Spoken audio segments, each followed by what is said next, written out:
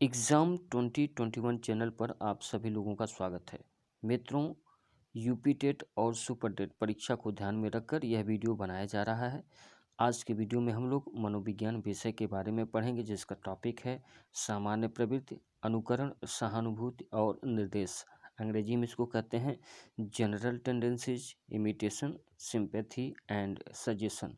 तो मित्रों, वीडियो शुरू करने से पहले एक छोटी सी रिक्वेस्ट है कि चैनल को सब्सक्राइब कर लें और हो सके तो अपने फ्रेंड्स सर्कल में, व्हाट्सएप ग्रुप में इसको ज़रूर शेयर कर दें।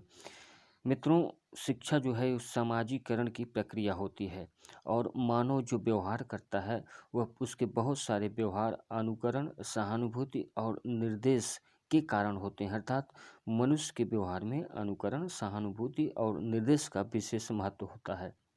मनुष्य का जो अधिकांश व्यवहार होता है वह मूल प्रवृत्तियों के कारण होता है। मूल प्रवृत्ति मनुष्य को किसी विशेष प्रकार का व्यवहार करने के लिए बाध्य करती है, लेकिन हमेशा मूल प्रवृत्ति ही मनुष्य को व्यवहार करने के लिए प्रेरित नहीं करती हैं। कभी कभी सामान्य प्रवृत्तियां भी मनुष्य को व्यवहार करने के लिए प्रेरित करती हैं।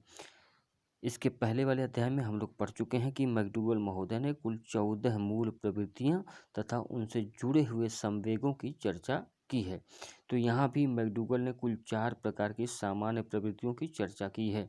मैकडूगल के अनुसार अनुकरण, सहानुभूति, निर्देश और खेल ये सामान्य स्वाभाविक प्रवृत्तियां हैं।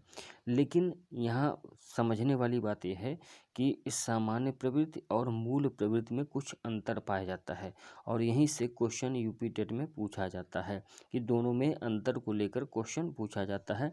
तो उस प्रश्न का उत्तर देने से पहले ये जरूरी है, आवश्यक है कि आप मूल प्रवृत्ति को भी समझ लें और सामान्य प्रवृत्ति को भी समझ लें।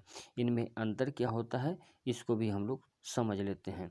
तो सामान्य प्रवृत्ति और मूल प्रवृत्ति दोनों जन्मजात और स्वाभाविक होती हैं, अर्थात ये प्रकृति दत्त होती हैं। जन्म से ही प्रत्येक मनुष्य में मूल प्रवृत्ति भी पाई जाती है और सामान्य प्रवृत्ति भी पाई जाती है।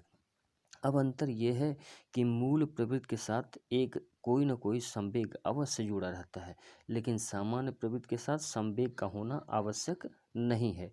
अर्थात सामान्य प्रवृत्ति संवेग के बिना भी हो सकती है और संवेग के साथ भी हो सकती है, लेकिन मूल प्रवृत्ति हमेशा किसी न किसी संवेग के साथ अवश्य जुड़ी रहेगी।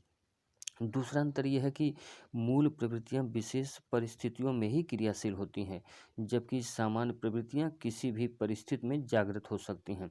तो दूसरा महत्वपूर्ण अंतर यह है कि मूल प्रवृत्तियों जो हैं वो विशेष परिस्थिति में ही जागती हैं, लेकिन सामान्य प्रवृत्ति जो होती है वो किसी भी परिस्थिति में उत्पन्न हो सकती है। सामान्य प्रवृत्तियां जब क्रियाशील होती हैं तब उसमें मूल प्रवृत्तियां दिखाई पड़ सकती हैं। जैसे खेल सामान्य स्वाभाविक प्रवृत्ति है, इसमें विधायकता और युयुत्सा मूल प्रवृत्तियां देखी जा सकती हैं। इस प्रकार सामान्य प्रवृत्ति मूल प्रवृत्ति से अधिक व्यापक होती है। समझने की बात यह है कि सामान्य प्रवृत्ति में मूल प्रवृत्ति के लक्षण देखे जा सकते हैं। जैसे कोई खेल आप जब खेलते हैं तो हो सकता है वहाँ आपके अंदर युयुत्सा यानी कि युद्ध वाली मूल प्रवृत्ति निकल सकती है। अब आइए कुछ परिभाषाओं को देख लेते हैं जो एग्जाम की दृष्टि से महत्वपूर्ण हैं। तो पहली परिभाषा है मैकडूगल महोदय की। मैकडूगल महोदय कहते हैं कि एक व्यक्ति द्वारा दूसरे की प्रक्रियाओं या शारीरिक गतिविधियों की नकल करने की प्रक्रिया अनुकरण कहलाती है। एक बार फिर से मैं इसको दोहरा देता हूँ।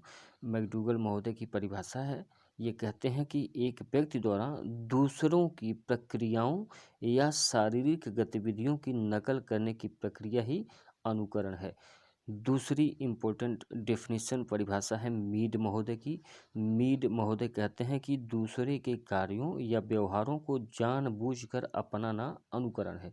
तो दोनों परिभाषाएं जो हैं इम्पोर्टेंट हैं। एक बार फिर से मैं मीड की परिभाषा को दोहरा देता हूँ। दूसरे के कार्यों या व्यवहारों को जानबूझकर अपनाना अनुकरण है। अब समझने वाली बात यह है कि अनुकरण में जो है मानसिक विचारों, मौलिकता और नवीनता का अभाव पाया जाता है। जब आप किसी का अनुकरण करते हैं तो वहाँ आपके मानसिक विचार उत्पन्न नहीं होते, उसमें कोई मौलिकता नहीं होती, न तो नवीनता होती है। यह केवल क्रिया प्रदर्शन पर आधारित होती है, अर्थात आप दूसरे को कुछ करता हुआ देखकर आप स्वयं भी वैसा करने की कोशिश करते हैं, वैसा प्रयत्न होते हैं। इसमें आपका कुछ भी नहीं होता है, आप केवल दूसरों को देखकर एक विशेष प्रकार का व्यवहार करते हैं और वही क्या है, अनुकरण है। मैकडूगल महोदय ने कुल 5 प्रकार के अनुकरण बताए हैं। पहला है सहज अनुकरण, दूसरा है विचारपूर्ण या सप्रयत्न अनुकरण। तो विचारपूर्ण या सप्रयत्न अनुकरण के अंतर्गत एक एग्जाम्पल पूछा जाता है, उस एग्जाम्पल को आप समझ लीजिए ताकि आप सही उत्तर टिक कर सकें। किशोरावस्था में वीर पूजा जो करते हैं बालक, वह किस प्रकार के अनुकरण का उदाहरण है? तो आप समझ जाइए, विचारपूर्ण या सप्रयत्न अनुकरण का एग्जाम्पल है जब किशोरावस्था में बच्चे वीर पूजा करते हैं। तीसरा है भावचालक अनुकरण, और ये मोस्ट इम्पॉर्टेंट है क्योंकि एग्जाम में यहीं से बार बार क्वेश्चन बनते हैं। अब भावचालक अनुकरण क्या होता है उसको आप समझ लीजिए। जैसे आप किसी खेल को देख रहे हैं, मान लीजिए फुटबॉल ही आप देख रहे हैं, कोई खिलाड़ी फुटबॉल खेल रहा है, आप उसको देख रहे हैं, आपका चहेता खिलाड़ी है वो। तो जैसे जैसे वो फुटबॉल खिलाड़ी अपनी गतिविधि करता है, तो उसको देखते देखते कभी कभी उसके जैसे आप भी पैर उठा लेते हैं, हाथ उठा लेते हैं, अर्थात जो खिलाड़ी में जो हाव भाव आते हैं वो हाव भाव आपके शरीर में आ जाते हैं।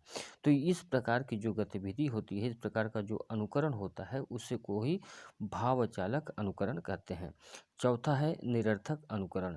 यह अनुकरण शिशुओं में पाया जाता है। जैसे किसी बच्चे को आप देखते हैं, जब बच्चा किसी को हंसता हुआ देखता है तो शिशु भी क्या करता है, हंसने लगता है। इसी को निरर्थक अनुकरण कहते हैं। क्वेश्चन यहाँ से ऐसे बनेगा कि जब कोई छोटा बच्चा किसी को हंसता हुआ देखकर हंसता है तो वह किस प्रकार का अनुकरण है? विकल्प में आपको सहज अनुकरण, विचारपूर्ण अनुकरण, भावचालक अनुकरण या निरर्थक अनुकरण इस प्रकार से विकल्प दे सकता है। तो शिशुओं में जो अनुकरण पाया जाता है, जब बच्चा किसी को देखकर हंसता है, तो वह निरर्थक अनुकरण कहलाता है, और इसी निरर्थक अनुकरण को विशुद्ध अनुकरण भी कहा जाता है। पांचवा है विचार रहित अनुकरण। विचारपूर्ण और भावचालक अनुकरण के मध्य का अनुकरण कहलाता है। अर्थात जो विचार रहित अनुकरण है, इसकी जो जगह है वह विचारपूर्ण और भावचालक अनुकरण के बीच की स्थिति है। बालकों में इसी प्रकार का अनुकरण पाया जाता है। इसमें बालक का अचेतन मन कार्य करता है। अब यहाँ पर एक मैं आपको उक्ति बताता हूँ जो एग्जाम की दृष्टि से मोस्ट इम्पॉर्टेंट है। एक मनोवैज्ञानिक महोदय हैं जिनका नाम है नन महोदय कहते हैं कि अनुकरण व्यक्तित्व के विकास की प्रथम सीढ़ी है। अब इसके बाद हम लोग चर्चा करेंगे कि शिक्षा के क्षेत्र में अनुकरण का महत्व क्या है, इसकी उपयोगिता क्या है। तो इसको पढ़ने से पहले मैं आपको एक एग्जाम्पल बताना चाहूँगा जो एग्जाम में पूछा गया है।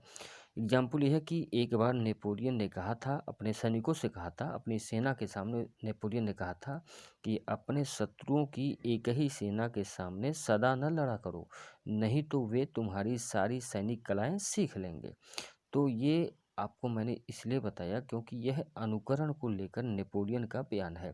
नेपोलियन अपनी सेना के सामने कहता कि तुम अपने एक ही शत्रु के सामने बार बार न लड़ा करो, क्योंकि दुश्मन सेना जो है वह तुम्हारी लड़ाई कौशल को सीख जाएगी, यानी उसका अनुकरण कर लेगी। अब यहाँ पर एक कथन है जेम्स महोदय का। जेम्स महोदय कहते हैं कि अनुकरण और आविष्कार दो पांव हैं जिनकी सहायता से मानव जाति ने अपना ऐतिहासिक विकास किया है। तो इन दोनों अनुकरणों को माफ़ करिएगा, इन दोनों एग्जाम्पलों को आप दिमाग में फिट कर लीजिएगा क्योंकि क्वेश्चन यहीं से बन सकते हैं।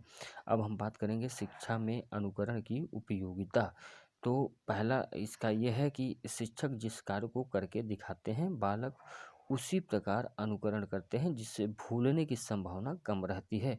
अनुकरण सीखने की प्रक्रिया को छोटा कर देता है। तो समझने वाली बात यह है कि अनुकरण जो है वह सीखने की प्रक्रिया को छोटा कर देता है। जैसे कि शिक्षक किसी कार्य को कर रहा है, यदि बालक उसका अनुकरण कर रहा है तो उसमें सीखने में उसको कम समय लगेगा।